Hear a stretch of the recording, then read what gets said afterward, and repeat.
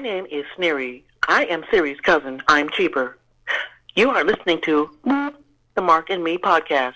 No charge. Please press pound. Oh. Press pound again. Please keep pressing pound until I say no more. In the meantime, enjoy your podcast with Michael Winslow, Mark, and me. Thank you. Not.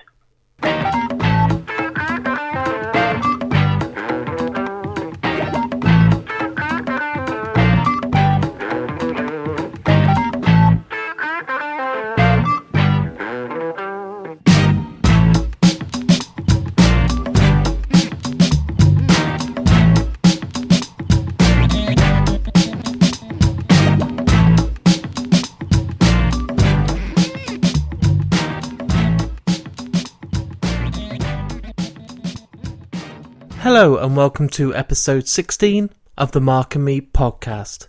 As always, I'm your host Mark, and joining me on today's episode is the man with 10,000 voices, Michael Winslow. Now, if any of you out there have ever heard any of my other podcasts with Skip to the End, you will know I'm a big fan of the Police Academy films. They are a huge part of my childhood. I remember when I was a kid, my dad would sit me down. I probably wasn't supposed to be watching these sort of films because they are quite crude and quite wrong, but it was good. It was those sort of films that when my mum went to bed, my dad was like, go on then.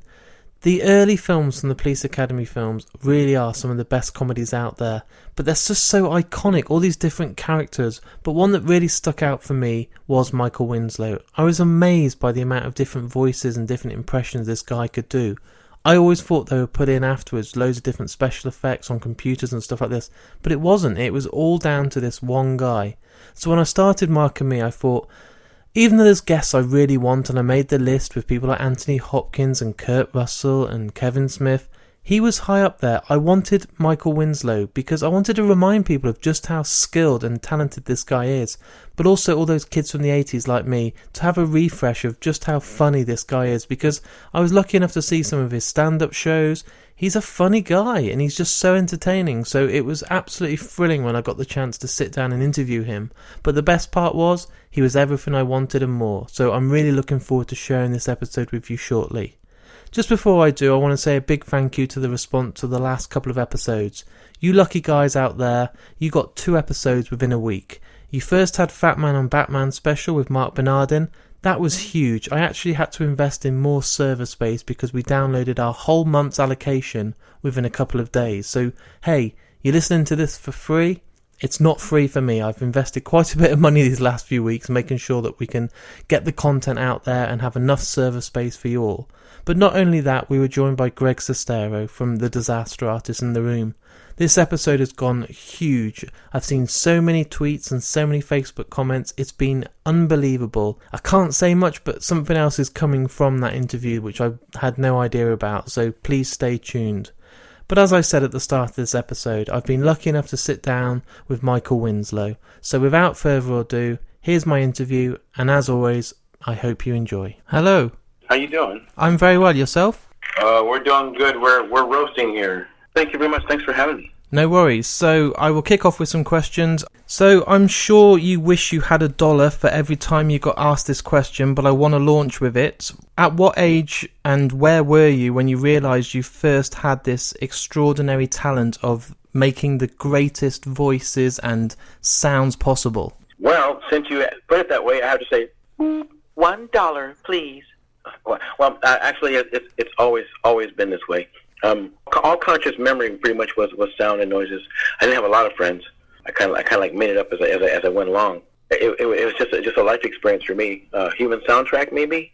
I don't know where to begin, but I wish I did have $1 for every time because I could spend it to come over there and see you. I'm sure you could retire by now by the time that the amount of people have asked you. So were you that kid at school that was the naughty kid? I can imagine you being in the classroom kind of playing tricks on the teachers and the other pupils, or were you quite a good boy? No, not quite so good. I'm afraid. Well, there were several of us in the classroom. You know, the phrase "second banana" comes to mind. Well, the first kid would always get in trouble, and I would make it worse by making it sound like he did it. Having squirrels in the teacher's desk is not very conducive to a learning environment. But that's okay. I hope she's okay wherever she is. I mean, having talking squirrels on the desk, especially having a political conversation, it's lots of fun. Or in the science class, having the two mice in the same cage getting amorous while he's trying to talk about magnesium. It got interesting. And it played along later in life, when you have talking food in the Chinese restaurant. So you literally are never coming out of kind of playing tricks on people and just having fun with it. Well, I've had to kind of cool it a little bit because everybody's gotten so serious now. No more flight attendant call button on airplanes. This stuff I can't do anymore. But there's some things I can do, but some stuff I gotta watch it because I don't want to interfere in people's jobs and lives. But at the same time, I've been getting people to learn how to do things. So folks are starting to emulate. Folks are starting to do things, and people are learning their own noises because they're figuring out that they have a skill set. To pick up on what you just said, a lot of people out there can make good sounds with their voice. They can do good impressions, but no one seems to match your talent. So when was it that you realised it wasn't just a bit of silly fun and actually there was something here that you could make a living out of and hopefully become famous for? When I finally had hitchhiked my way to Los Angeles, we're talking about 19 somewhere around there. After a while, you start doing things for radio, because it was FM radio, and they started, getting you to come in and do things. I was an intern for a radio station in California called KROQ. It was the surfer rock station. There was the first station in America to play Devo, and one of the first stations to play Crowded House, and the first station to play Smiley Culture, and the first station to play a lot of things. So I ended up getting a chance to sort of apply my abilities, and it annoyed quite a few people, but it entertained a lot of people for the fact that I was annoying other people. So it was starting to work, and then then animation and voiceover houses like Hanna-Barbera, and other places start hiring you to do things, and slowly but surely things began to evolve. I've been doing a lot of research on you, and did it all start out at one point as being a bit of a street performer? Is that kind of how you get recognised, or? Well, yeah. You got to eat, man. Yeah. So I would. At the time, I just hit Ground Venice Beach, California. I was at Ground Nothing at Venice Beach, and I noticed that there were a lot of street performers. So you start to hang out with them and borrow their microphones and things, because back then everything was all battery powered because there was no power.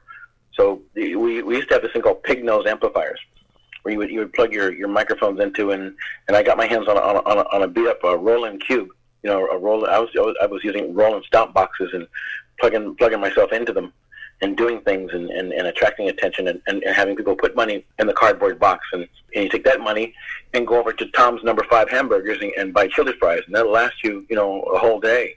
Yeah, I know it sounds a little odd, but back then I didn't know what I was doing. I had no idea what I was doing. I'm still not quite sure about it now. It's interesting to hear that out loud. Like I said, I've been doing a lot of research, and I didn't realise how much influence you took from us over the pond, in Britain. I read that some of your favourite programmes of all time are all British. Oh, yes. I used to watch The Goodies. I used to watch Monty Python's Flying Circus, because it was just so wrong. And a few years later, there was a show called Quark that you all had. But there was Monty Python's Flying Circus. It was The Young Ones. It was Top of the Pops. There was so many programs to watch, and I watched. I got to see the old kinescope of Jimi Hendrix going three bars into Hey Joe and saying, "Hey man, I've changed my mind. We're gonna do a song called Purple Haze." He became a hero overnight because the whole establishment got turned on its ear. The Masterpiece Theaters and Hercule and this is Marvel, of course. Yes, of course it is. Yeah, all those things had an effect on me, and it's your fault. We're all to blame. Yeah, you better believe it. And thank you. And Doctor Who. Yeah, listening to some of those stuff that you're quoting is all amazing. The Young Ones and Bottom and all these series we still watch now. Only Fools and Horses, all this British comedy. We literally, even 30, 40 years later, we will spend most of our Sundays eating lots of food and watching these classics. Yeah, the classics are what's up, man. And then you had what was that show called? The Champions. The science, the Avengers. Not the new one. The Avengers with John Steed and Emma Peel, man. Then you had Thunderbirds the Rescue, man. Then you had Stingray. You had Supercar. You had Fireball XL5. And back to Doctor Who. when the Daleks were always trying to shock people, and like, well, how come nobody ever ran upstairs? What's wrong with y'all? And then, of course, Freddie Mercury and Queen. So I started doing I would get kicked out of class for doing cross-dress of Freddie Mercury with Daleks. And I'm like, we will shock you. We will shock you. And it was just wrong, man. But I watched it all. I watched everything. I watched everything, especially really, really bad foreign films. Oh, but Marcella, I want to love you, but I hate you. No, Don Diego, I hate you because I love you. I love you because I hate you. Oh, we should slap each other together. No. That was wrong, man. I told myself at the start of this interview, you cannot laugh. When he's doing impressions, just sit there, bite your teeth, because you don't want to be laughing all the way through this recording. And I'm only 10 minutes in, and I'm sitting here like a Cheshire cat, really trying not to laugh. You're doing good. And I know the stuff is strange, man. But when Stingray would come on, and Fireball X05 and Supercar, and you had all the second, all three, stand by for action. Supercar. Yeah, that stuff affected me, man. That's the reason you're here today doing these impressions. It's amazing. Also, it also enabled me to have world travel. So I spent a lot of time, traveling, and thanks to Police Academy and Spaceballs and Malbrooks, I got a chance to do a lot of travel. So had a chance to come to the UK and do things, and I'm hoping I get a chance to come back out there again and see y'all. I would love to come back, and I've always wanted to be in a British film. I've always wanted to make a British movie. And then I can sit there, and I can do all the voices myself then. Don't stop that. Don't tell me what to do. I'll tell you what, I laid on me. Shut up. I'm going to make it happen. I know people. I'm going to get you over in England, and we're going to do a stand-up show in London, and we're going to get you in a film, because I just want to see it now. Because you know how wrong that would be, man, for me to go, it's quite all right then. No, it's not then. So, tell me something. Yes. Why do you have to do multiple voices, and it's only one person? Because, I'm schizophrenic then. I'm not like that. But I'm also Scottish. You just mentioned then, and I can't obviously avoid talking about it, Police Academy. That's the film that I grew up with. My dad would sit me down and we'd watch it, and I wasn't supposed to tell my mum because it was quite wrong in the 80s. I was only about 5 or 6 years old. Yeah, the first one was rated R. That was wrong, man. That's because of the shower scene and the podium scene. Yeah. And this first slide. Can I have the lights, please? Police Academy, how did that come about? I mean, that must have been mind-blowing when you got the role. Was it a case you went to audition, or did you get on set and then discover that you could use your voice on there, or? No audition. See, by then I had a chance to do a couple of roles unrelated. I was in a couple of Cheech and Chong movies. I don't know if you know who those guys are, but oh man, the big stoners. But they're having a big resurgence here.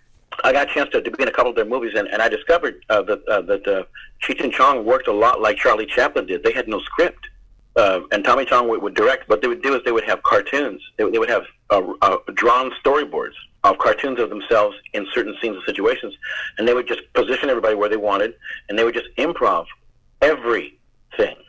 So I ended up being in a couple of their movies, and I used to listen to their records back when I was a kid. That's right, man. The used to listen to our movies, man. Yeah, man. The dude was really far out, man. So the producer and director of Police Academy they just finished writing another draft, and they were taking a break, and they were watching the Cheech and Chong film marathon. And they saw me in this scene in the welfare office. And Hugh Wilson, who was the director at the time, who created a series here in the U.S. called WKRP in Cincinnati, they said, who the hell is this crazy ass guy? Let's go see him, because he's got to be somewhere. Let's go see him live. At the time, I was opening for Count Basie and his orchestra, and I had gotten this one-off, and I had a chance to, and again, I had that little beat-up rolling 20-watt, 40-watt cube amplifier, and I was opening for Count Basie and his orchestra, and I was doing jazz fusion noises. So they kind of just wrote me into the picture. So when you turned up on set, and obviously they're filming, the way I watch it and the way I sit and enjoy Police Academy, it seems to me that there's a real spontaneousness about all the noises that you do. Were you given free rein? Did you kind of improvise on set, or was it quite scripted and you had to kind of stick to the boundaries? I kind of made it up, because the writers didn't know what the heck to do with me. even though Hugh had written the original the draft. See, originally it was Neil Israel and Pat Proft, and then Hugh did another rewrite on it, and they would just present the scene. Okay, here's where we are. What do you think? What can we put here? So it was spontaneous because I kind of like made it up, and they kind of like wrote the script after, to kind of include what was going on. So yes, there was a problems with continuity, of course, but we pretty much made it up as we went along.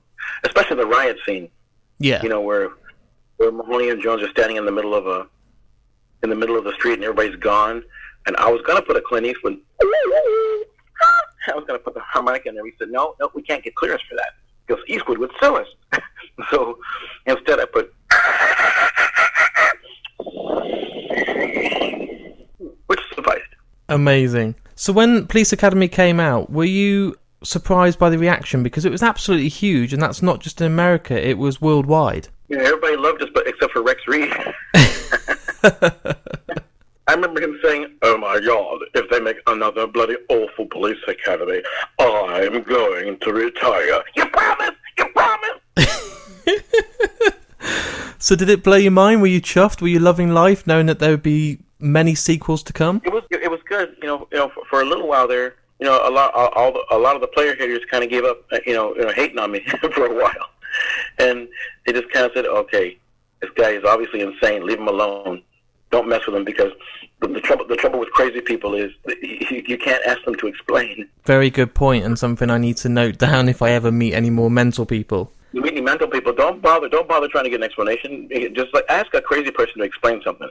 The explanation will be crazier than what they did. Yeah. How many times did we see One Flew Over the Cuckoo's Nest, which was produced by Michael Douglas and Danny DeVito, which I did not know at the time. I keep thinking of Mr. Martini, man. Oh, my cigarettes, Miss Ratchet! My cigarettes! Mr. Martini.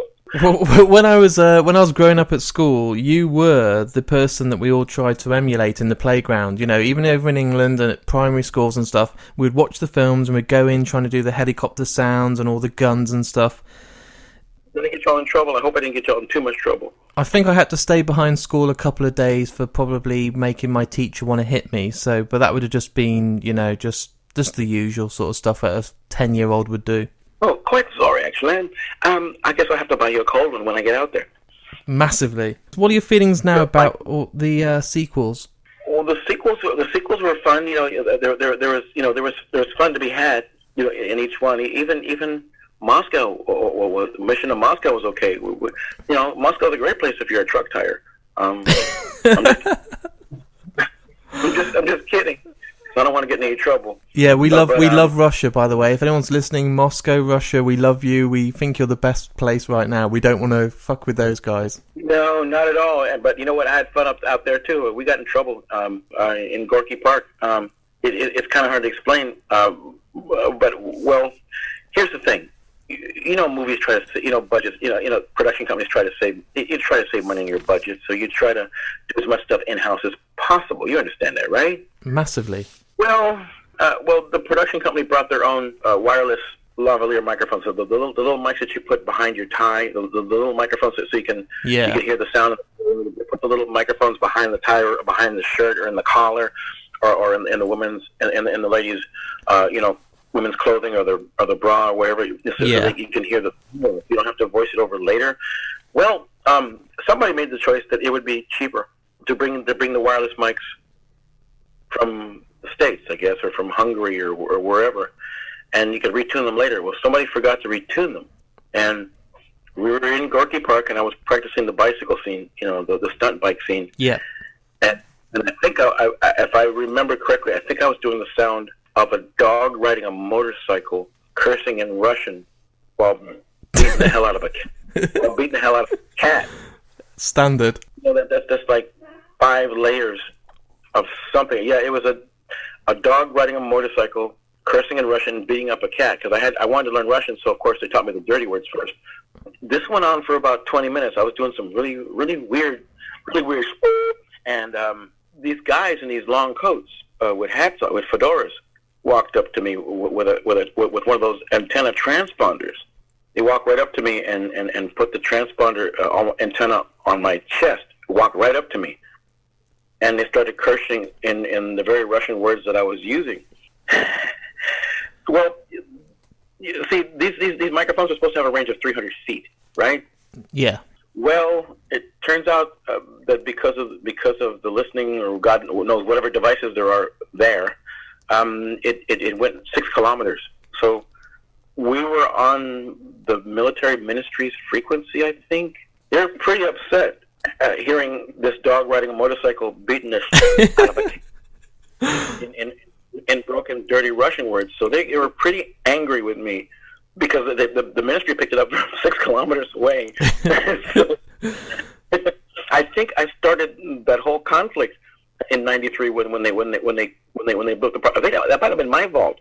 I'm just thinking now, did you have to speak to the costume team to get some new pants at this point, or were you know, it sounds pretty scary. They were yelling pretty loud until they figured out it was police academy, and then they were happy. They said, "Oh, okay, this is very funny. I like this. Нет, it's not good what you did. It's funny. Okay, you pay fine. You pay fine." And I kept thinking, "Damn, I could get I could do really well with voiceovers." So if they want to do any, so over there where you are, if you guys want to do any more of those UK commercials with the meerkats, with the really, really bad Russian accents that sound like German, yeah, just let me know. I can do it again. Compare the meerkat.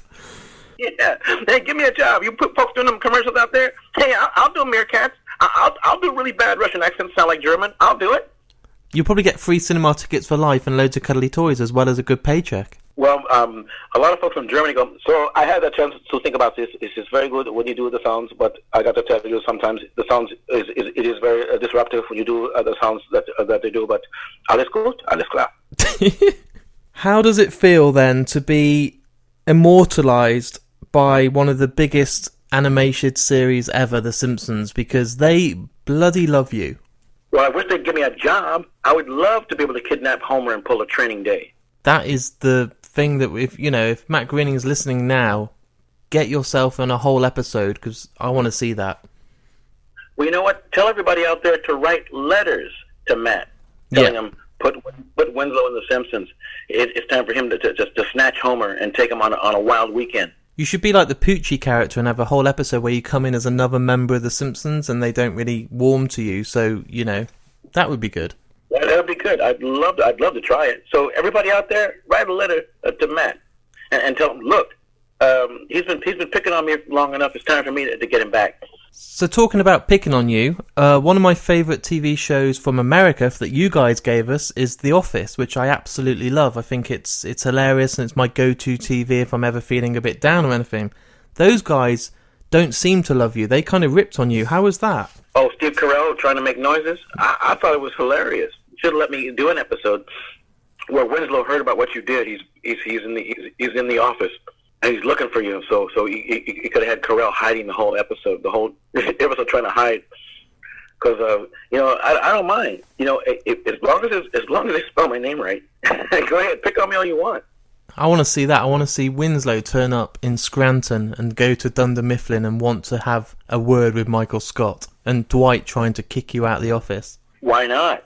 I would love to have a laugh off with Ricky Gervais. Oh, that would be amazing. You and him should do a stand-up tour. That would be great. Well, if anybody knows Ricky Gervais, write him a letter or email him or tweet him. Or tweak him, twixt him, tech him, Snapchat, chat snatch, whatever. Just get in touch with him and tell him that I would like to meet up with Gervais and give him some noises. Hell, I want to give Lucas some noises they don't have.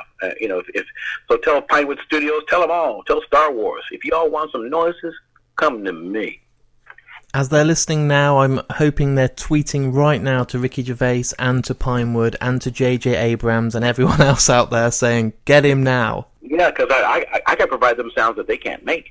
Massively. So to finish off on Police Academy, do you think we'll see any more of the films? I know after 7 there was talk about maybe a reboot. Well, keep your fingers crossed, folks, because there's some. I can't say what's going on. But there's some bubbling. There's somebody's trying to make a soup. Let's see what happens. So as I said, I was speaking to Billy from Gremlins, and he was telling me all about you doing the voice for Stripe, which I didn't even know. It's a very creepy and sinister voice. It was pretty creepy. I admit it, but you know what? I didn't write it. Dante did. So because people walk up to me and go, you know what? It's your fault, really. What's my fault? I couldn't look under my bed because of you. It's your fault then. I got terrorized because of that strut noise. You know, it wasn't right then. You're quite cheeky. You shouldn't do that then. I go, well, blame Spielberg, blame Joe Dante. Don't get mad at me. It's not. I just did what they told me. I'm the one that went in. It wasn't my fault. I was just trying to get paid. Are you proud of Stripe looking back? Oh, absolutely. I would love to run into him. If there's a second, if there's a third Gremlins or whatever, let me know. And like I said, I'm hoping that Mel Brooks is going to do another Spaceballs. I'm really hoping that. I just want Mel to make another movie. It'd be great. The Schwartz Awakens. See, that's where I was going next. Spaceballs is an incredible film, and working with Mel Brooks must have been one of the highlights, surely, of your career so far. Try and sum it up with words, working with that genius. Well, how many people do you know can wear a three-piece suit with tennis shoes and pull it off as a look? Not many at all. Maybe one of my drunk uncles at a wedding that ruined the day, but that's about it. Yeah, maybe the manager from Flight of the Conchords. You know what? Maybe Beardy Man or Shlomo could pull it off. But that's about it. I think we'll get a sequel. I do think we'll get a sequel. It's that time now, isn't it, when we're getting like a new Jurassic World and there's talk of a Gremlins 3. You know, Billy was saying yesterday there's big talk about it really in the works now. So I do think it's that sort of time when we could get, you know, a Spaceballs 2. It would be nice. It would be nice. I don't know what kind of title they would call it, but Schwartz Awakens was suggested to me, and it's got a double entendre, and I know entendre. Yes, I do know him too. Yeah.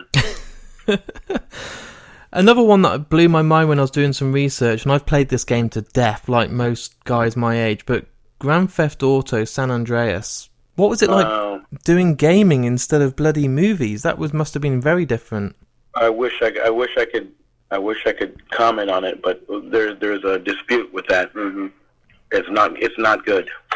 So how about we move on then, and we'll talk about Sharknado 3. Yes, the Oh Hell No episode. That's the one, and I think those films might catch up with Police Academy at this rate. They very well could. You know, I didn't get a chance to do the fourth Awakens, but I would love to be in the next one since David Hasselhoff seems to be making a big resurgence. Massively. I watched Guardians of the Galaxy 2 the other day, and he even crops up in that. I was like, wow, this man is everywhere. Is the car in there too? Yep, and he's dancing, and he's in the main film itself as one of the baddies, and amazing. Oh, no, you're kidding me. So, you know what? Maybe it's time we start hassling the Hoff. I did an appearance in one of these films that he made that hasn't come out yet. It's called Killing David Hasselhoff. And what's your part in that? Well, it's I'm in it. Ken Jeong is in it. Hulk Hogan is in it. John Lovitz is in it. Gina Lee Nolan is in it. Howie Mandel. Got Kid Cutie. A lot of people just walk through and do cameos.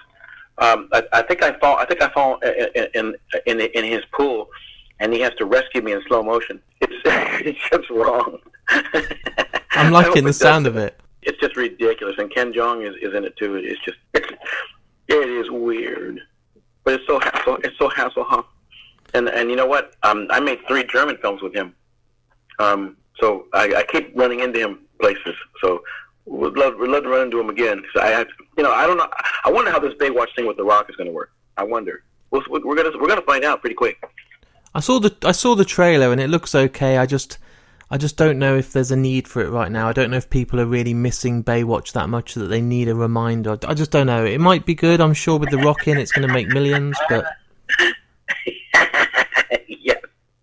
Oh, my gosh. If we're lucky, the car will show up again. You've been on tour. You spent a lot of time doing stand-up and obviously doing shows, and you were in Leicester, which is my hometown, probably, I want to say sort of 5 years ago. How has that been going on tour? Are you having a blast? Do you still get to do many shows at the moment? Well, I've got a completely brand new show now. It's a completely new show, so I'd love to come out there and exhibit it. And it's not just stand-up anymore. I mean, I've got a lot of music selections, and since I had been in your town, I've learned to do Prince. So nice. And I've learned country music. I've learned Prince. I've learned to do some reggae things, a lot of things. So the show's completely dynamically different now. So I'm looking forward to getting an opportunity to release some music. And I got a few things coming up. So for folks that are just curious, you can go to therealmichaelwinslow.com, and we're on Twitter. We're on I'm on Instagram, and so I'm all over the place. And we spent a month in Australia. We've been in Denmark. We were in Belgium, Finland, Latvia, Estonia. But all of it. It's great fans, and I'm so glad folks are supporting and now beatbox, conventions and championship stuff. And I gotta tell you, it's amazing what a few noises can do over years. Are there any unfulfilled ambitions left in you at this moment in time? Sure, and I'm addressing them all. Yeah. Folks can go catch me on YouTube on Michael Winslow TV, and you'll get to see some of the things that I'm working on. But there's a lot of unfulfilled things yet, and I hope I can get this music released pretty soon. And I just want to make sure that everyone gets a little taste and learns to make some noises. And all right, Mike. I just want to say to all my friends in Australia, have a good time, mate. See you next time. Cheers. Hey, and all you folks in Scotland. Hey, and meet me way out there again. I was on your YouTube channel today, and I didn't realize how many videos you got on there. There's hundreds. It's incredible. Oh, that stuff's pretty ill, isn't it? Check out Fuzzy Wrestling. They'll like that. And last time I went to the one of your open air food markets.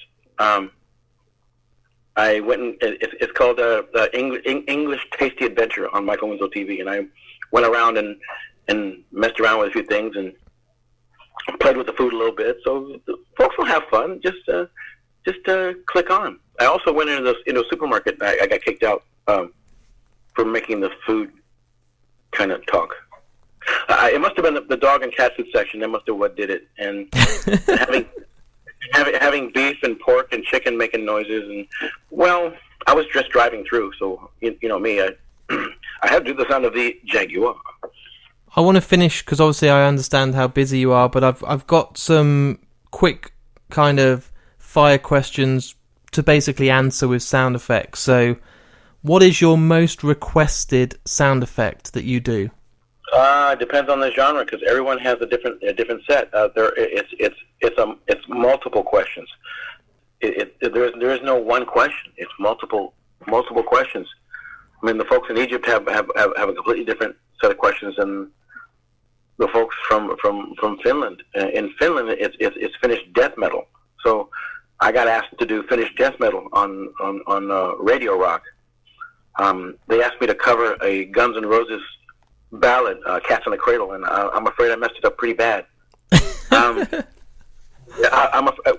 Hey, when it comes to death metal, I understand now why the lead singers only last 13 months. I understand now. I had fun destroying Cats in the Cradle. It was fun, but the Finns didn't know what to make of it.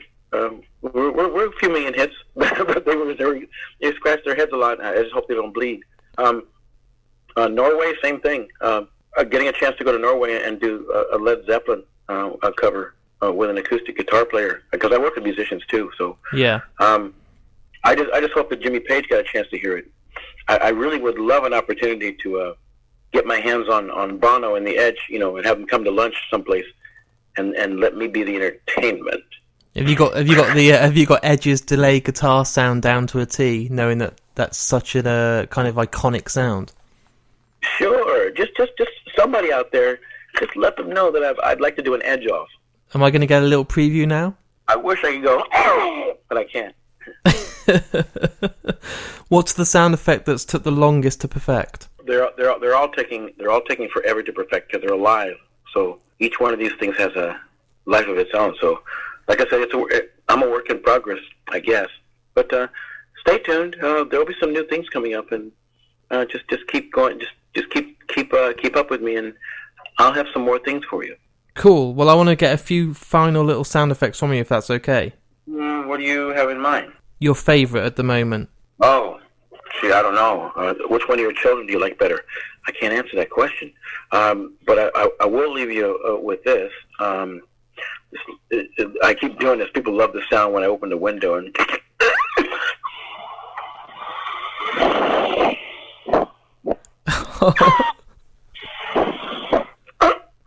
hey, Seal, love your records.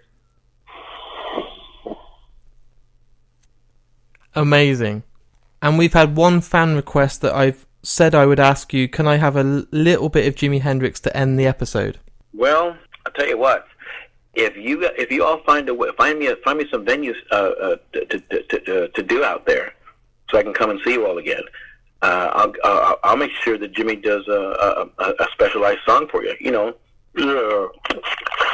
It was happening. You know, if you want me to come back, baby, you're just gonna have to, just find a place for me to jam. You know, rock and roll hell is cool to do music. You know, it's cool. It's just it's kind of warm. You know.